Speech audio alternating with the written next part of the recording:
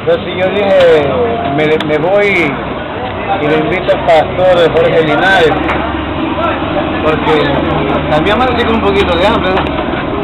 En el cebollado. Voy por allá, Pito. ¡Pastor Jorge Linares!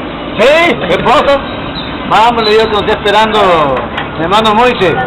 Ah, sí, también me invitó, ya me había olvidado de mi comida. Gracias a Dios.